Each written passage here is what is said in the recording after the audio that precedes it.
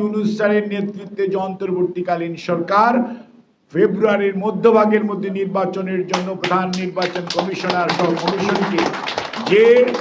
Request করেছে, আমরা অনতিবিলম্বে নির্বাচনী রোডম্যাপ নির্বাচন কমিশন ঘোষণা করবে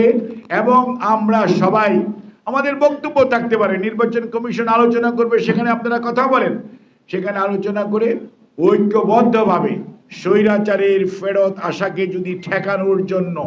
সবাইকে মাঠে থাকতে হবে এবং কোনো অবস্থাতেই এটা মানি না ওটা মানি না এই সমস্ত বাচ্চা মানুষের মতো যে আচরণ এবং সত্যিকার অর্থে পরমত সহিষ্ণুতার প্রতি এক ধরনের সত্যিকার অর্থে যে পরমত সহিষ্ণুতার যে অভাব আমরা দেখতে পাচ্ছি, এটি সত্যিকার অর্থে খুবই দুর্ভাগ্যজনক এবং বিভিন্নভাবে ট্যাগিং করার চেষ্টা করা হচ্ছে। আমরা বলতে চাই না, আমরা কাউকে কোনো ট্যাগিং করতে চাই না, আমরা শুধু এটুকুই বলতে চাই, আসেন